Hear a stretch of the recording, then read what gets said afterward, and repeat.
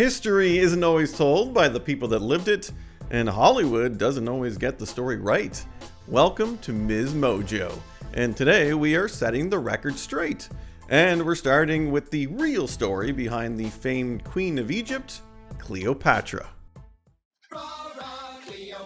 Famous beauty coming at ya. Welcome to MsMojo. You know her name, but do you know her real story? Today we're exploring how one of the most famous women of all time, Cleopatra, has been misrepresented. Never was their queen so mightily betrayed. Yet at the first I saw the treasons planted. She was the bodacious beauty who brought the ancient world to its knees. A scintillating seductress, a siren who lured mighty men to their doom, brought empires to the edge of destruction, and toppled dynasties with her hedonistic hubris. Rome is on the brink of an all-out civil war. And why should that interrupt my bath? That's the Cleopatra the world knows, the image that has made her an icon. There might be no royal woman in all of history more famous. What more could a queen ask for? Well, in life, Cleopatra was not exactly the sort of lady to let other people write her story. You will kneel. I will what? On your knees. A royal birth is hardly an inauspicious start in life, but no one could have predicted Cleopatra's eventual fame or infamy.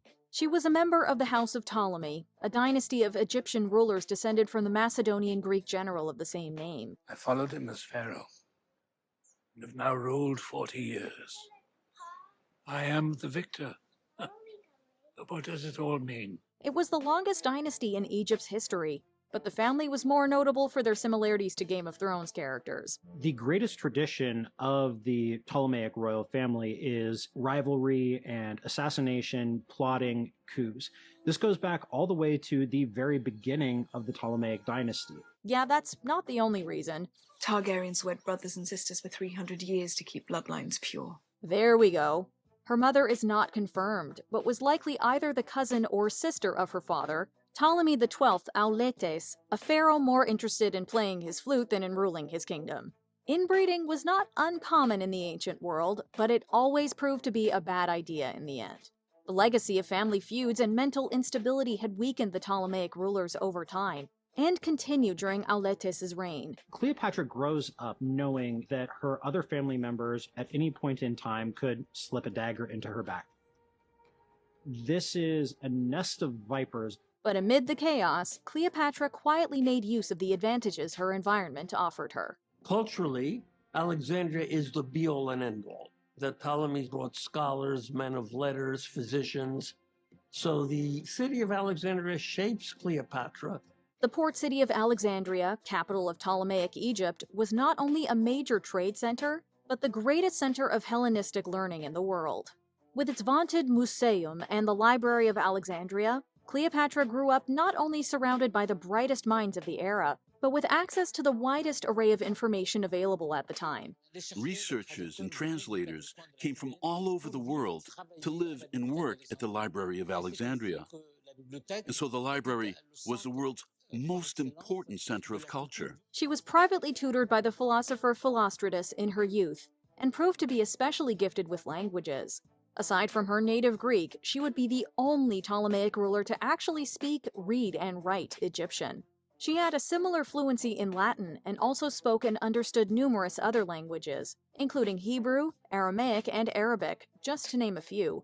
And I can say hello in at least 7 more. The full extent of her education is undocumented, but it's safe to say you don't become a polyglot to that extent if you're a disinterested pupil or incurious about the world around you. Those tendencies would serve her well in the years to come. Cleopatra learns everything she can get her hands on. Art and science, oratory, mathematics. For years, Rome had happily exploited the resource-rich and geographically advantageous Kingdom of Egypt. Financial loans and other favors served to keep Egyptian rulers in line with Roman interests, and Auletes was no exception. Officially, Egypt is an independent country. Unofficially, it's almost a vassal of Rome. The pharaoh's debts passed a financial burden onto his people, making him extremely unpopular. When he was ousted by his eldest daughter, Berenike, he was forced to flee. People revolted against him. He had trouble staying in power. and he knew what he had to do. He went to Rome. Cleopatra was by his side when he arrived in Italy. Again, there isn't much to go on regarding Cleopatra's life at this point. No one was paying much attention to the 11-year-old daughter of a crownless king. But once again, Cleopatra would find herself in position to get a rarefied education. Magnus, or Pompey the Great, is Rome's premier general. He has conducted many successful military campaigns, and he is emerging as one of the most powerful men in the ancient world.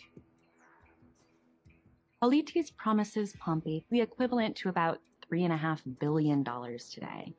And in return, Pompey promises 10,000 Roman mercenaries to help Auletes take back his kingdom. While her father lobbied politicians and financiers, the young princess would have had a front-row seat to the workings of the most powerful political machine in the classical world.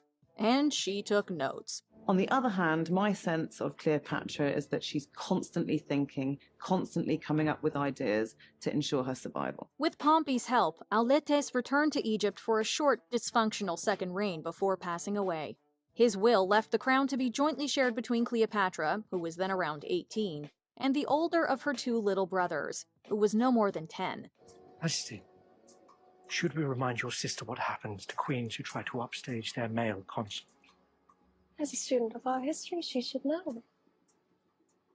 The same fate as advisors who mistake the king's power for their own.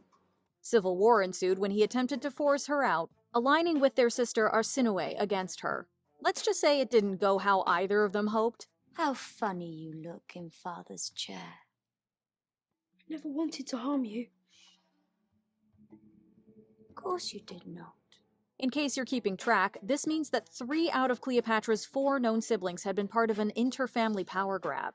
Small wonder that her last surviving brother only shared a brief co-regency with her before he died under mysterious circumstances. He ate something that didn't agree with him. Ooh. I believe it was poison. You bad girl. Cleopatra's ruthless streak is frequently included in her portrayals, and not incorrectly either. Surviving the snake pit of the Ptolemaic royal family to emerge as sole ruler of Egypt? Nobody could do that without a willingness to get their hands dirty. You know, everyone around you seems to have met with quite a grisly end. Harsh. While depictions of Cleopatra as just one more poisonous serpent abound, less commonly explored is what happened when she rolled up her sleeves and got down to the business of ruling. Her reign was one noted for its relative stability. In fact, hers was the first royal tenure in 50 years with no rural revolts against the monarchy. Unlike her father, Cleopatra was an involved ruler, apparently deeply invested in her subjects. She stabilized the economy, managed the vast bureaucracy, and curbed corruption by priests and officials. When drought hit, she opened the granaries to the public and passed a tax amnesty. While balancing Egypt's delicate diplomatic relationships, she successfully kept her realm independent of Rome when it had been on the brink of annexation only a handful of years prior. But some out there are already thinking we've skipped a major character in the story. What's a powerful woman if she can't be reduced to her personal life, right? Do you dislike the notion? My wishes are immaterial. Alright, we can't exactly boil this down to personal life alone. The personal is often political, after all, and that's doubly true if you're a political player. I'm going to Alexandria. Majesty, please. Send an emissary. I am my best ambassador. For as capable and astute as she was, Cleopatra needed allies to accomplish bigger goals, and that was especially true when she was at her lowest. This is where practically all screen adaptations of Cleopatra's story begin. All hail Cleopatra, kindred of Horus and Ra, beloved of the moon and sun, daughter to Isis, and of Upper and Lower Egypt, queen. While embroiled in the civil war against her siblings, she took it upon herself to approach Julius Caesar, the Roman general and political heavyweight. Famously, she snuck into his quarters rolled up in a rug, only to emerge and charm him to her side. I'm afraid it's impossible. We've had the doors under heavy guard. There are doors and doors. Oh, yes, of course. Despite modern perceptions of her as the ultimate smoke show, Cleopatra was probably not a great beauty, but she was reputed to be witty and charismatic, with a keen tactical mind. She knows that Caesar is depleted because of the civil wars that he's fought. Cleopatra is going to offer him the money and the goods and the riches of Egypt, and she will be somebody that he can depend on. Caesar was quickly persuaded to back her. Not only did he use his resources to help restore her throne, but the pair began a physical relationship, which produced a son. This is my darling Caesarion. Does he not look exactly like his noble father? Was it love? We'll never know. It was, however, a good strategic move. Won't you at least wear your laurel wreath? So I can be reminded it's the divine Caesar that honors me so? With a man like Caesar on her side, Cleopatra could rely on an amount of protection. And as the mother of his son, she was guaranteed a degree of influence over him that she would have been hard-pressed to gain in regular diplomatic dealings. Our son will only fulfill his destiny if Egypt remains free and independent from Rome. That is in my power. The trouble was, it's impossible to foresee every circumstance. The strategic advantages of her relationship with Caesar were all swept away when he was assassinated in the Roman Senate. Romans, countrymen, lend me your ears! I come to bury Caesar, not to praise him. The principles behind her alliance with Caesar being sound, Cleopatra attempted to replicate the situation with another prominent Roman general.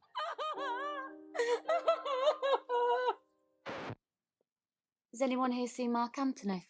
Mark Antony was powerful and popular.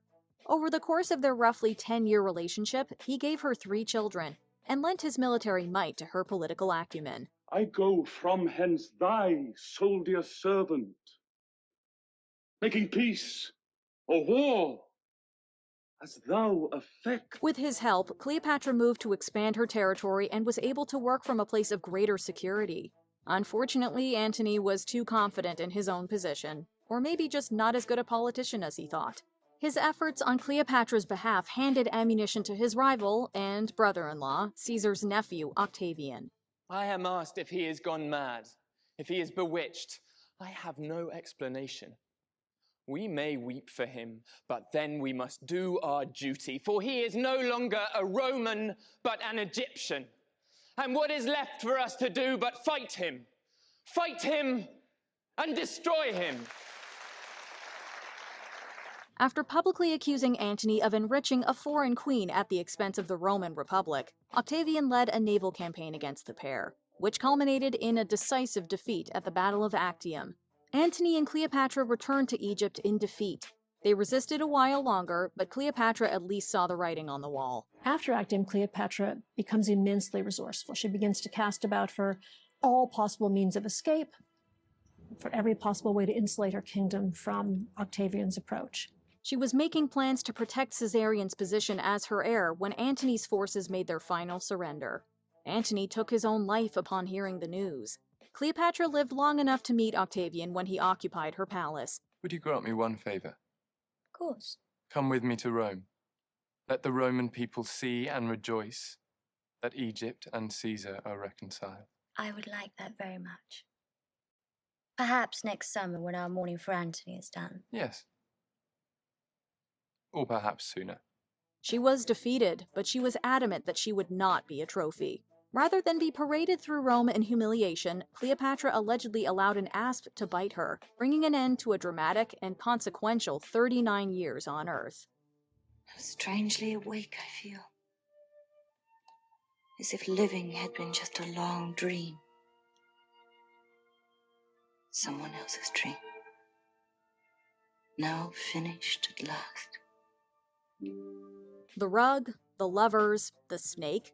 That's what her life was boiled down to in collective memory. Words me that I should not be noble to myself. Not the education, not the fight for the throne, not the successful reign or the deft political maneuvering. Everyone knows her name, yet few know anything about her. Specialist subject. How about everything? Your questions on the subject of everything begin now. The saying goes that well-behaved women rarely make history. True as it may be, though, the frustrating fact is that unusual, unruly, and ungovernable women are often buried by the male-dominated societies that outlive them. For better, and often for worse, history is written by the winners.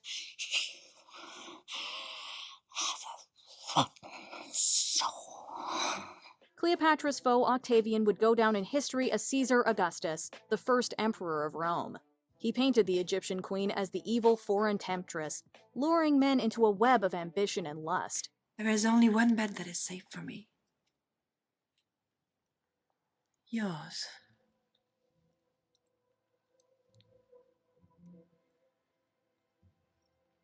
I don't think that would be prudent. Caesar is not known for his prudence. By his account, she was ambitious and arrogant, but ultimately not clever enough to wield power effectively. Contemporary historians and poets ran with this spin. Then, in the 1st century CE, the Greek scholar Plutarch would use these sources for his written account of Cleopatra's life, and the image was cemented in Western canon. It would be centuries before anyone would start to seriously question this version of the narrative. It's nice to be remembered for being beautiful, but I was much more than just a pretty face. Even in the diminished state Augustus and Plutarch left her, it would be hard to argue we aren't still obsessed with her. Cleopatra has dominated both high art and pop culture for over 2,000 years. Today I'd be a favorite of the paparazzo. No pictures, no pictures. It's almost as if we collectively sense there's more to her. So it's baffling that film and television only want to reproduce the same tired edit. That's me? Oh, I look horrible. Delete that. Oh, delete that. She's always framed in relation to Caesar and Antony. The only difference is whether she's a silly girl swept away by love, or a vamp who merged ambition with passion, and burned her whole world down as a result. But we are often meant to understand Cleopatra as too spoiled and emotional to go the distance as a ruler. Learn to be a queen. I am a queen. No, you are not. Not yet. You must learn to think like a queen. Strategically. More sympathetic renderings of her still lean into the cliches. Shakespeare wrote her as one of the most compelling women in his canon, but still made her love affair into the axis of her narrative. I will betray tawny finned fishes, and as I draw them up, I think them everyone an Antony, and say, you are caught. Clone High's Cleo is smart and a natural leader, but vain and manipulative. HBO's Rome was willing to give us the cunning politician, but wiped out any goodwill by also making her a hedonistic, self-obsessed person with substance use disorder. Weak am I? She knows how to beat her slaves well enough, but she cannot throw away that pipe, and she knows it. She must be pretty dangerous. It's what her contemporaries tell us anyway. By working so hard to smear her name, they only show that this woman who ruled capably in her own right got under their skin and took up rent-free residence in their minds. I keep my crown. I remain Queen of Egypt. You are Egypt. How could I replace you? The fact that we have yet to do her justice on screen says that there's still something transgressive about her. So we're supposed to remember her defeats, but not her triumphs, the ruin of her lovers, and not the prosperity of her country, her defiant death, but not her extraordinary life. Because if we didn't, we'd see that the woman at the root of the long shadow she casts is someone who totally deserves to live on in history, but the way she did in life, on her terms, and not anyone else's. Age cannot wither, nor custom stale her infinite variety. Which other famous figures have gotten the Cleopatra treatment in pop culture? Not that I've made a list, but I have made a list. They've been called the greatest love story ever told, but Romeo and Juliet have been misrepresented throughout the ages. Yeah, just take a look at this and see why it's not just another simple tale of star-crossed lovers. What are you doing? What are you doing? Welcome to MsMojo. What's in a name? That which we call the ultimate love story has a lot more going on beyond the balcony scene. Today we're exploring how the most famous play by the world's most famous writer has been misrepresented. How could this happen? We started out like Romeo and Juliet, but it ended up in tragedy. Fun fact, did you know that the text of Shakespeare's 1597 tragedy Romeo and Juliet contains no mention of a balcony? In fact, the first use of the word balcony doesn't even show up in speech usage until more than 20 years later. Okay, who built the balcony? Okay, in retrospect, it might have been foolish of me to consider Pace the nail-silent cousin, but you live, you learn. The choice to stage Act 2, Scene 2 around this famous architectural feature isn't a bad one by any means. The big spatial divide between the besotted pair is a metaphor for the challenges separating them, yada yada yada. Okay, stay there, tell me, and where for? The orchard walls are high and hard to climb, and the place death. considering who thou art, if any of my kinsmen find thee here. Effective as it is, it's probably not what Shakespeare envisioned. The fact that it is the most indelible image of the play in collective consciousness, though, that makes it an excellent signifier for the way we've collectively decided to misinterpret it. And what kind of statement would we be making today if we were to emulate such a paradigmatic transformation? Exactly. The names Romeo and Juliet instantly conjure up a specific image, one of passionate, pure, undying love. Eyes, look your last.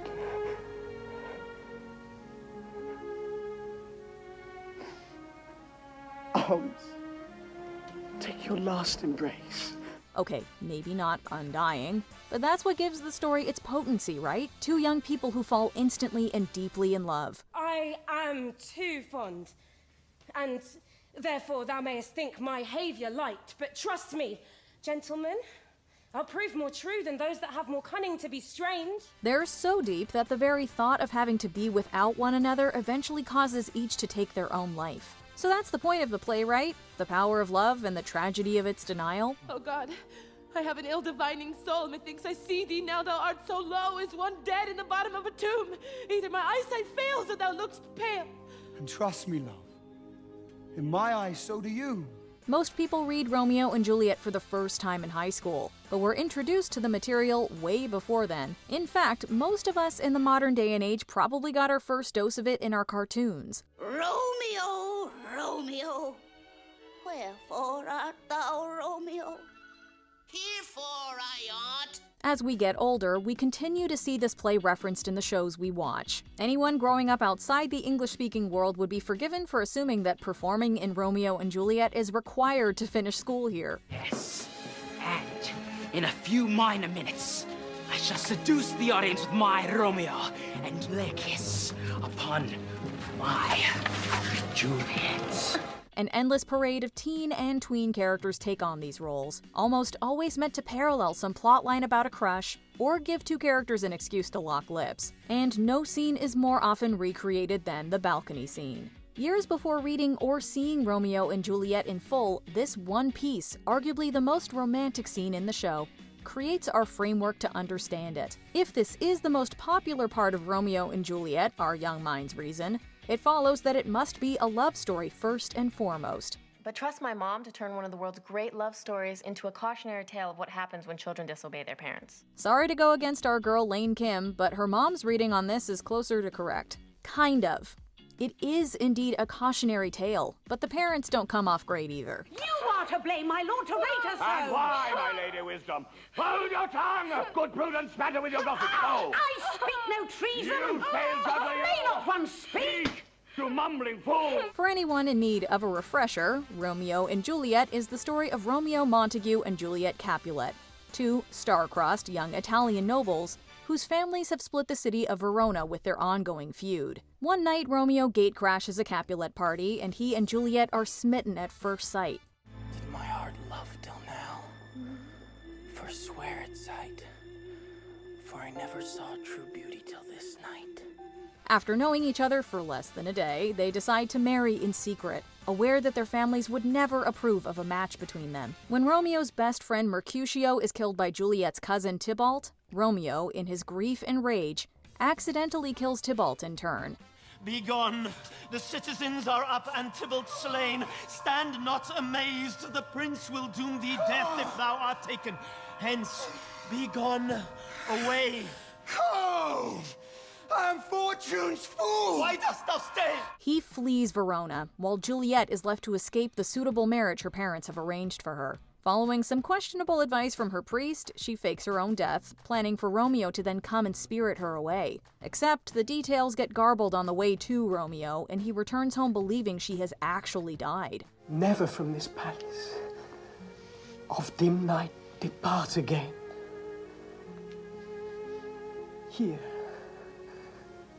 Here will I remain,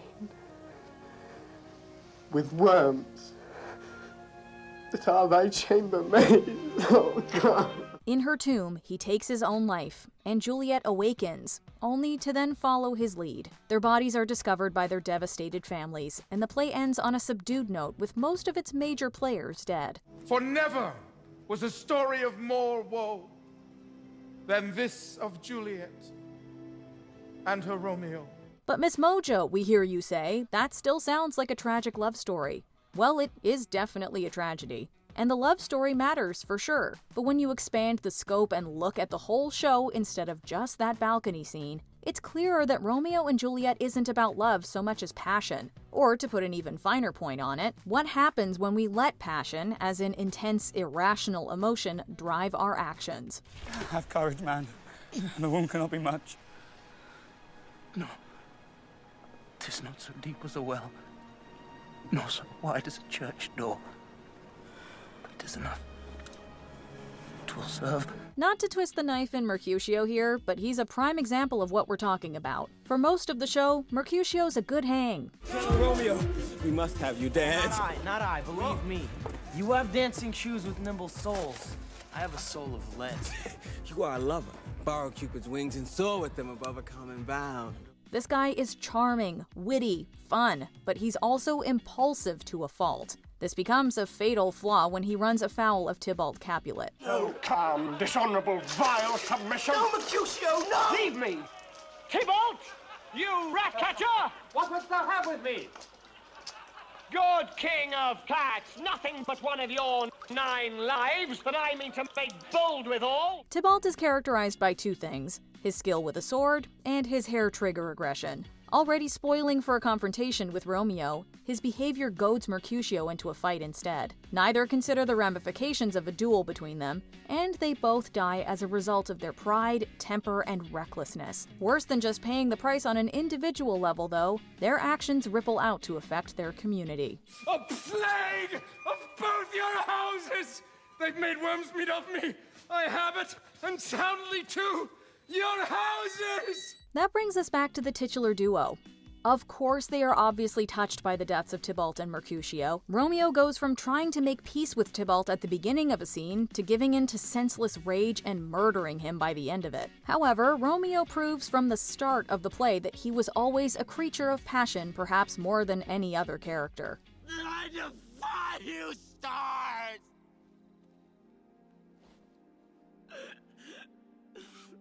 When we first meet the 17-year-old Montague heir, he is lost in the depths of despair over his unrequited love for Juliet's other cousin, Rosalind. She'll not be hit with Cupid's arrow, nor by the encounter of assailing eyes, nor ope her lap to saints seducing gold. Then she hath sworn that she will still live chaste? She hath, and in that sparing makes huge waste. He only attends the Capulet party out of a desire to see his disinterested crush. When he meets Juliet, something about her flips a switch though, and he turns all that obsessive attention in her direction. If I profane with my unworthiest hand this holy shrine, my lips, two blushing pilgrims ready stand to smooth that rough touch with a tender kiss.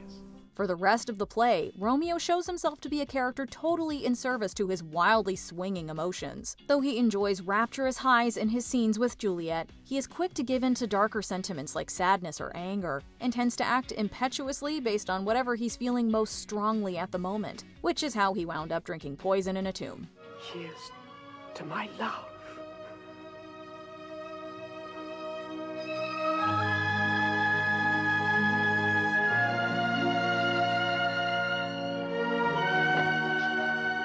His counterpart is not much better, but is more complex than we often get a sense of when we're just given her love scenes. Juliet, who is just shy of 14, is not particularly interested in romance when we meet her. Tell me, daughter Juliet, how stands your disposition to be married?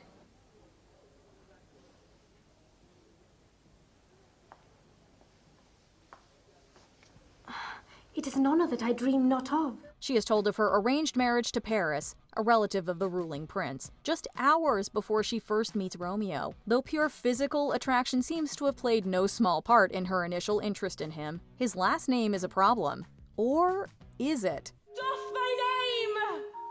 Oh, and for thy name, which is no part of thee, take all myself. Juliet goes through the motions of bemoaning the divide between her family and Romeo's, but one could attribute at least part of her instant attachment to him as a subconscious rebellious instinct. Stripped of agency by an impending marriage she does not want, Romeo on some level may represent a chance to do something on her own terms, with the added bonus that it would upset her parents, which is the most teenage thing we can imagine. Anon, good nurse. Sweet Montague, be true. Madam! Stay but a little. I will come again. Her actions throughout the play all read as an attempt to take control in a world that gives her none.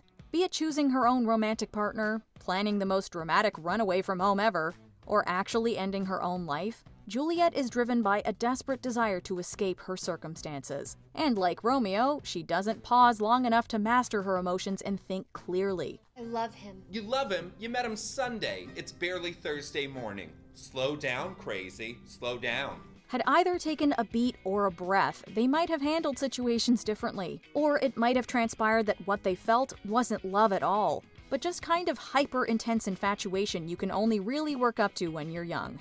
And as for the oft-repeated idea that love conquers all, it demonstrably does not. Alas, my liege, my wife is dead tonight.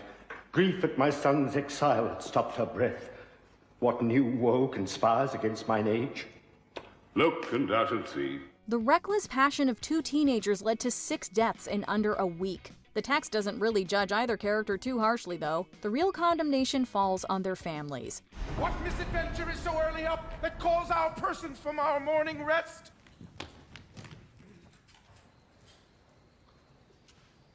Bring forth the parties of suspicion. Throughout the story, we see Verona practically in a state of civil war over the grudge between the two factions. And yet for all the strife, we never learn the root of it. 3 civil brawls, bred of an airy word by thee, old Capulet, and Montague, have thrice disturbed the quiet of our streets.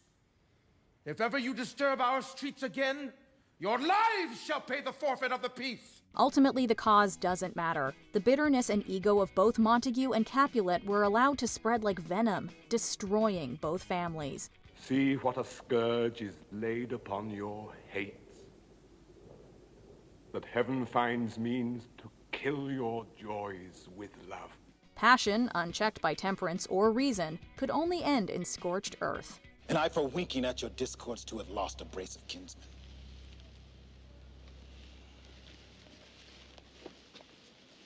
All are punished.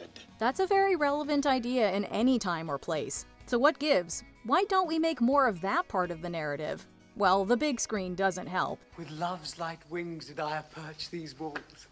For stony limits cannot hold love out, and what love can do, that dares love attempt. Unlike TV show appearances, full adaptations of Romeo and Juliet do lay the full story out there for everyone. Franco Zeffirelli's 1968 adaptation was nominated for Best Picture at the Academy Awards, and remains in contention for the definitive film version. The modernized musical retelling, West Side Story, is widely considered to be one of the greatest works of American musical theater and American cinema. And if you grew up in the 90s, Baz Luhrmann's Romeo and Juliet definitely made an impact on you.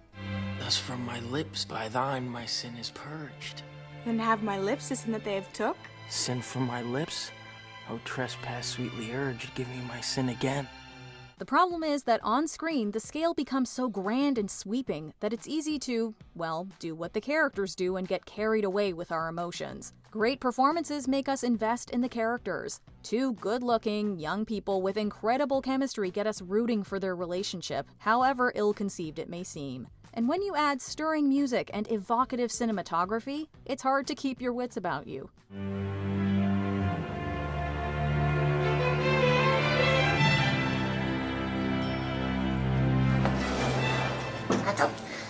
Your mother craves a word with you. There's also the fact that love is one of the most unifying experiences of the human race. We all yearn for connection, and most people have experienced the vivid emotional roller coaster of a desperate crush. What sadness lengthens Romeo's hours? Not having that which having makes them short. In love. Out. Of love. Out of her favor where I am in love. For a lot of us, it doesn't work out.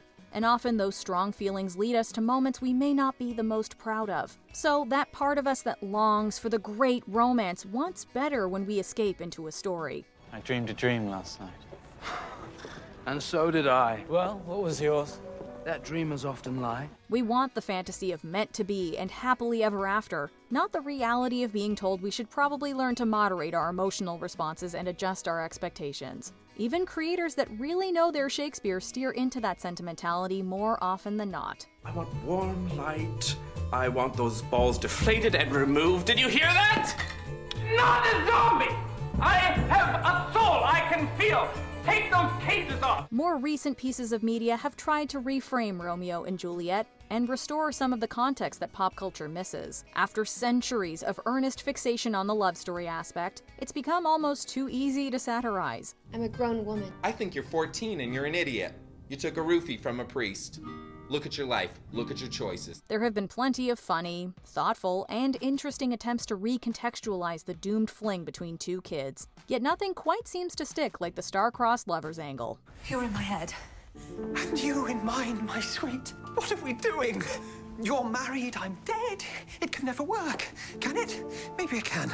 Like Romeo and Juliet. Ultimately, we want to believe in a Romeo and Juliet kind of love, and when it doesn't work out for them, we still feel a sense of catharsis in getting to feel big, wild emotions through the safety of somebody else's experience. Wilt thou leave me so unsatisfied? What satisfaction canst thou have tonight? The exchange of thy love's faithful vow for mine. I gave thee mine, before thou didst request it. Shakespeare knew what he was doing. He understood that, like the Montagues and the Capulets, his larger point wouldn't resonate with his audience unless we were personally invested. They do see thee, they will murder thee. Alack, there lies more peril in thine eye than 20 of their swords. Look thou but sweet, and I'm proof against their enmity. He did his job. It's just on us to remember to look at the whole picture. Marry a little logic with emotion. Practice what he preached. Wow, Shakespeare was pretty smart. The boy's a genius! I'll make them laugh. I'll make them cry! But let's be real, Romeo and Juliet 100% would have driven each other nuts in the long term. That's just facts. I like veal. Baby cow. Is it?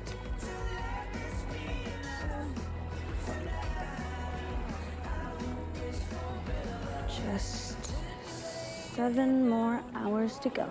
What do you think? What other classic stories get muddled between page and screen? Yes, miss, I have an opinion about everything. Do you want this in iambic pentameter? Marie Antoinette. Was she really just a frivolous party girl? Or was there more to her story than cake and couture? Let's find out. Do I know you? No, I don't think so. She was the sparkling centerpiece of the most extravagant royal court in European history. The ultimate party girl, famed for her bold fashion and an appetite for luxury that turned out to be downright revolutionary. Naturally, they'll all be blown to pieces by the army. Oh, what a crying shame when one considers a servant problem. An entire country paid the price for her glib recklessness. Her head was in the clouds until it wound up on the execution block, and the world was never the same. But is there more to this doomed queen than just frosting? Today we'll dig in and explore how Marie Antoinette has been misrepresented. Now, let's eat cake! Holy Roman Empress Maria Theresa never would have expected one of her children to eclipse her in historical immortality, let alone her youngest daughter, Maria Antonia. Maria Theresa was something of a maverick after all. Der Krieg war doch für euch bis jetzt im Grunde nur so eine Art Spiel, nicht wahr? Von jetzt an ist kein Spiel mehr. She held the throne as sovereign in her own right, but imperial politics were still a family affair, with her large brood of children expected to do their part. She used many of them as pawns in strategic marriages, shoring up alliances and expanding the reach of her power. And when she and King Louis XV of France decided to put their differences aside and become friendly neighbors, Maria Theresa was ready with a bride as a peace offering. To be married to the Dauphin of France. France. The future king. France!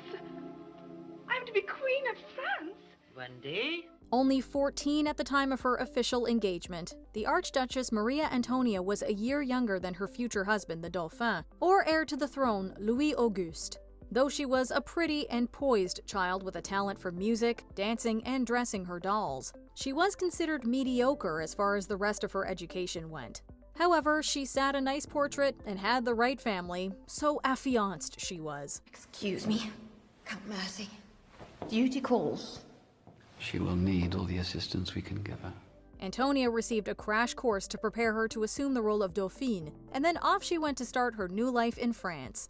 A new life that came with a new name. You are most welcome, Marie Antoinette of Austria. Marie Antoinette of France, Your Majesty. When the freshly minted Marie Antoinette arrived at the royal palace of Versailles, she was instantly out of her depth. The common people seemed to like her well enough, but after years of hostilities between France and Austria, she was an unpopular choice of future queen among the nobility. Here comes the Austrian. I hope you like apple strudel. Though she was begrudgingly considered both beautiful and charming, nothing had prepared Marie Antoinette to navigate the political minefield of Versailles. Well, more like a political fishbowl, really. The princess was further unnerved to find herself constantly on display, and at odds with the highly ritualized social etiquette that governed the French court. And you must not reach for anything, for the handing of an item to the Dauphine is a guarded privilege. You must go to the highest rank in the room. Yes, the courtiers really did watch the royal family dress and eat. It was a very intrusive status symbol. Add in a much-documented rivalry with the king's mistress, Madame du Barry, and it made for a tense environment. Two women trying to survive in this vicious world.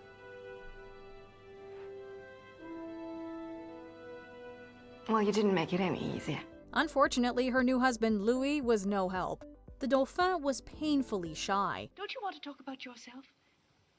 I have nothing to say about myself. Oh, I'm sorry. I like to be alone. So do I at times. I like to be alone all the time. Do you? All the time. I'll see you in the morning. Though he gradually warmed to his wife, a combination of emotional and physical factors made him unable to consummate their marriage.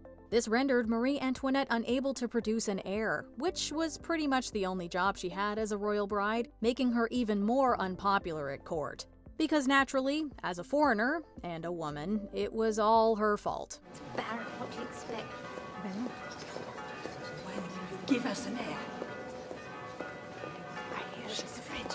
We wouldn't really think of her as a full-grown woman in the modern era, though.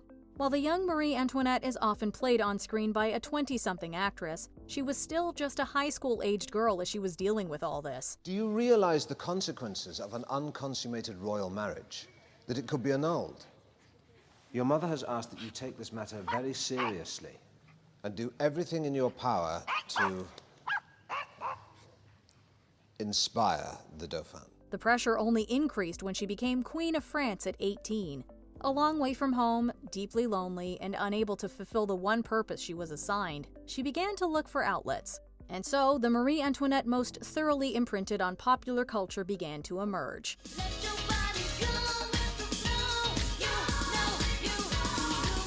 Our obsession with wealth, beauty, and youth is as old as our species. All three in one person has proven time and time again to be an irresistible fascination. Like so many it girls of so many eras, the new queen became known for her fashion, acquiring a sumptuous wardrobe and experimenting with ever more outlandish hairstyles. I wonder if it's possible to have one's hair fashioned in the shape of a sheep. A sheep with sails. Not only have countless directors eagerly recreated Marie Antoinette's distinct aesthetic, but she remains a relevant source of style inspiration to this day. To look at our screens, runways, and stages, it would seem the Queen's reign never ended. There's no way to describe what you do to me.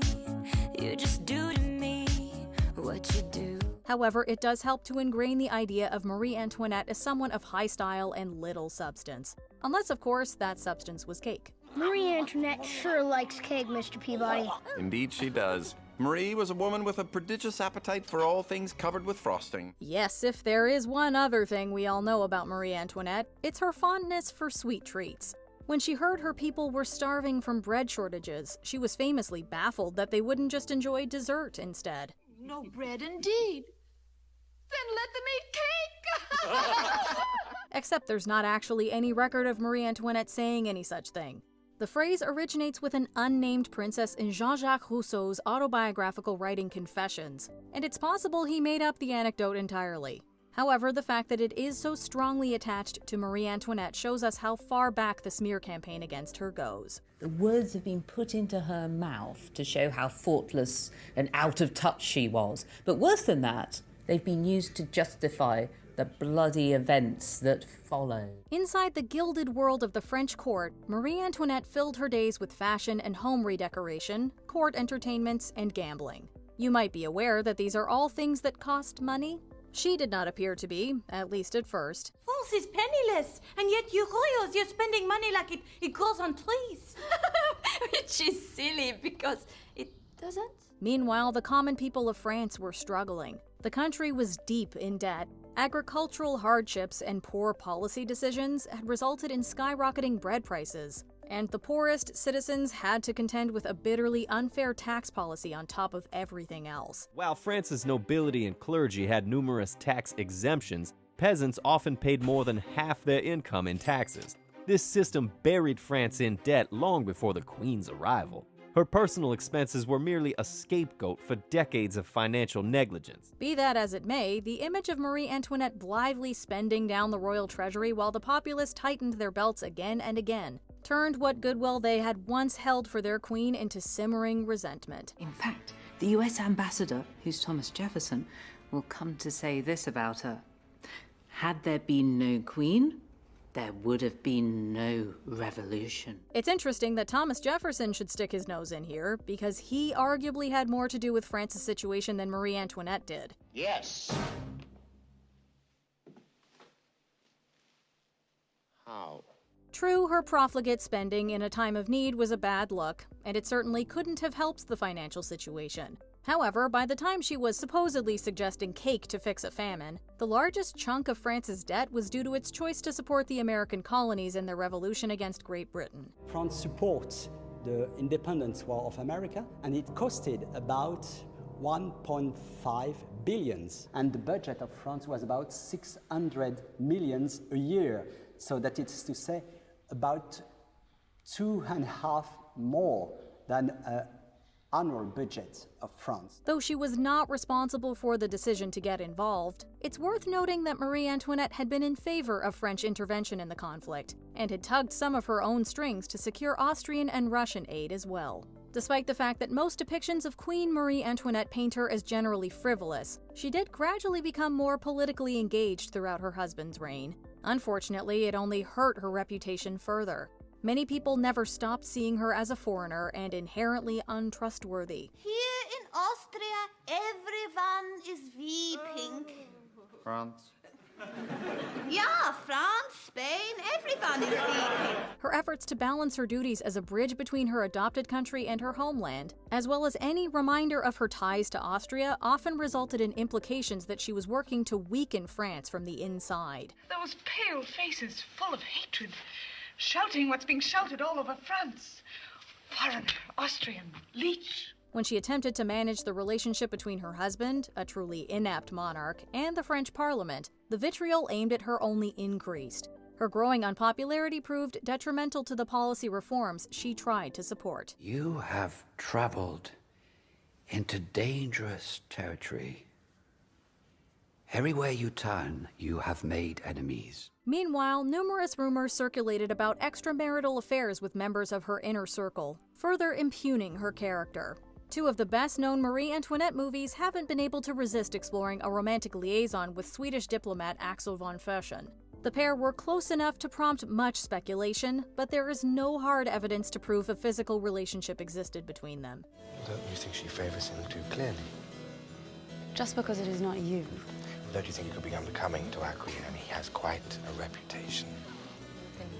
He amuses her and she likes to be amused. While Sofia Coppola depicted a dalliance provoked by Marie Antoinette's listlessness in her life at court, the 1938 version shows her ready to throw her entire life away to be with Fersen, and quietly implies that he might be the father of one of her children. I once thought if I were queen, I'd be so happy to be applauded and adored and obeyed. I don't want it now. I just want to be free to be with you, to love you. I cannot wear my crown upon my heart. This all mirrors malicious gossip spread about Marie Antoinette by her contemporaries. Interestingly, the much more nuanced 2012 film Farewell, My Queen does the same, if more thoughtfully. Que j'ai senti une dernière fois le parfum de votre jeunesse. Ne laissez pas que je vous abandonne.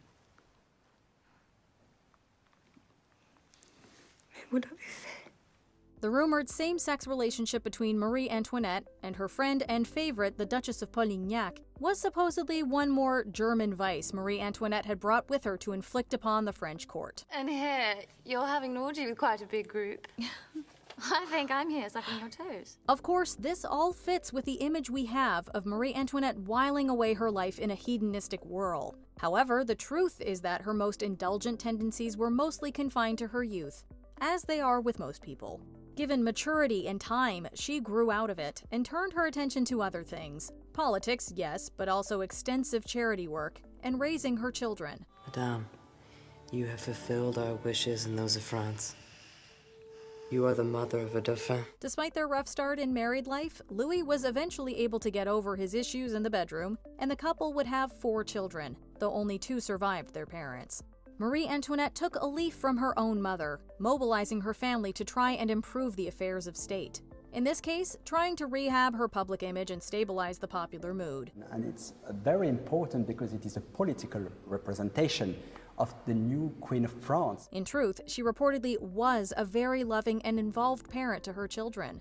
Sadly, it's a side of the Queen that is frequently sidelined or completely eliminated in popular depictions. When Marie Antoinette's relationship with her children is used, it's usually to add emotional stakes to a scene, rather than to lend dimension to Marie Antoinette as a human being. The revolution demands the baby king when an edict tears him from his mother's arms. Why? Because he is in theory the heir to the French throne, if not in fact the occupant of it. And no doubt the tortured mother realizes that before her eyes again shall see her boy, the guillotine will have blinded them forever. Eventually, the Queen's world collapsed out from under her with the ignition of the French Revolution. Marie Antoinette was not unaware of the dire circumstances leading up to it, as media often suggests, and in fact had to be the one to get Louis to take it seriously. She often took a harder line against the revolution than her husband, and pleaded with Louis to fight back. But the situation was too far gone to be salvaged by the weak solutions the king and his ministers offered. As tensions rose to a fever pitch, the royal family was urged to flee. But Marie Antoinette refused to leave her husband behind in a show of courage and fidelity that directly contradicted her reputation. Nevertheless, it sealed her fate. Are you admiring your Lime Avenue? I'm saying goodbye. Stripped of their titles, Marie Antoinette and her family were imprisoned for a time before she was executed via guillotine at the age of 37. At her trial, she had been found guilty of depleting the treasury, conspiracy against the security of the state, and treason for her intelligence actions on behalf of an enemy. The newspapers dared not write afterwards that she'd been cowardly, that she'd shrieked and cried, as they liked writing about aristocrats. They had to say that she'd been dignified, so they said it was the pride of a habitual criminal. And so, the petty, unfounded whispers that had followed her since she was little more than a child became etched in the public record as truths. Her final words, spoken to her executioner after stepping on his foot, hold a kind of tragic irony. Pardon me, sir. I did not do it on purpose. Perhaps it's understandable why Marie Antoinette's reputation suffered the way it did during her lifetime. Not that much of it was true, but because angry, oppressed people needed a target for their rage, and she was a very visible and very convenient one. But with the benefit of distance, why haven't we done better to clear some of the tarnish from Marie Antoinette's name? I have learned so much. Like never hang out with peasants. Ugh. To be fair, more recent film and TV projects have tried to tell her story with greater nuance, but it's a tricky balancing act. Sofia Coppola's 2006 film has become the best-known screen retelling of the Queen's story, and as a piece of visual art, it's above reproach. It was wonderful. Clap, clap. It does give a sense of Marie Antoinette's deeper interiority. However, it doesn't do much to plumb those depths or to show her personal growth. Some have critiqued the movie, saying that its reliance on the aesthetics and visual aspects of storytelling have weighted it more heavily towards style than substance. This makes it a perfect representation of Marie Antoinette, the pop culture figure, but not so much of Marie Antoinette, the person. There is no reason a girl with so many charms as you should be in this situation. The latest effort at telling the Queen story comes in the form of a 2022 TV series written by Deborah Davis, who previously gave us The Favourite, a dark comedy set in the court of Great Britain's Queen Anne. This outing introduces us to the very young Marie Antoinette at the beginning of her journey towards infamy. The contract has been signed and sealed. Please. Mama, don't make me go. The show benefits from having more time to flesh out a narrative, as well as from a strong cast and high production values, and gives us one of the more developed versions of Marie Antoinette. However, it also eschews strict historical accuracy in favor of a very modern feminist spin for her as a character. I must be a queer, crazy kind of wife. Because when I look at men, I see... No, nothing but their faults. It's not an unwelcome take, especially in contrast to the traditional airhead read. But a lot of what makes her interesting are things that would conflict with an easy girl power narrative. Don't squander this opportunity. It may be your last. That's the crux of the issue when it comes to this woman. She was human, but her status and privilege created a separation that made it easy to treat her more as a symbol on a pedestal than a person. So she became a glamorous mannequin that we could dress up in our own meanings. You like with ruffles or without? Have you been paying any attention? To the French revolutionaries, she was the living embodiment of excess and corruption. As time has passed and we've evolved through eras of different political and social philosophies, she has been a cautionary tale of careless vanity run amok. She has been a silly, spoiled girl doing silly girl things. And once consumer culture got a hold of her, she was frequently translated into a tragic icon of luxurious indulgence. Call me selfish. What of it? Merci chocolates. Oh, I love it. Rich and creamy. European. It's so good. It's all for me. Sure, she lost her head, but she looked fabulous right up until then, and that's what matters. You too could be fabulous if you embraced her good taste and opened your wallet for us. With the resealable flavor of dome, you can let them eat cake again and again. As bizarre as it is to see Marie Antoinette rebranded as an aspirational avatar for the sweet life, it's in keeping with the long legacy that has seen her continuously forced into the boxes society has constructed around her. The real tragedy is that throughout her life, Marie Antoinette earnestly tried to satisfy the people around her, be they her family, her courtiers, or her subjects. Letting everyone down would be my greatest unhappiness. Each effort to serve was met with dismissal, derision, or downright fury. As a victim of xenophobia and misogyny, constantly blamed for the shortcomings of the men around her, Marie Antoinette, for all the material comforts of her life, remains a depressingly relevant figure in the modern era. You go too far, Antoinette. Yes, you're right. It's a fault of mine. Seems I have many, the greatest of which was my stupidity to have been born a woman. Her status suggested power, yet she was ultimately powerless against prejudice and circumstance. Any potential she had to develop as a leader was discouraged at every turn, and she would live to see all of her complexity flattened down to the worst things ever said about her, perhaps already understanding that that was the version history would remember. People saw the dresses, the parties, the hair, and they assumed I was a spoiled brat. We can't change the fact that Marie Antoinette will always be somewhat of a cipher to project our own interpretations upon. But whether you think she's a feminist icon or a wasteful one-percenter who probably had it coming is beside the point. Under the gossip and the lies and the beautiful clothes, it's important to remember her as a person, and that she was trying her best. Really? I was just a lonely Viennese girl, trying to fit into French society. Which other historical figure do you think got an unfair cut in the pop culture edit? I will now, pardon my French, make an exit dramatic.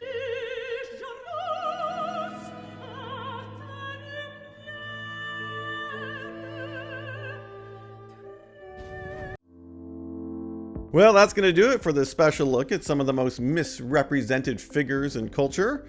Hope it was an eye-opening experience. Thanks for watching. I've been Matt for MsMojo, and I'll see you next time.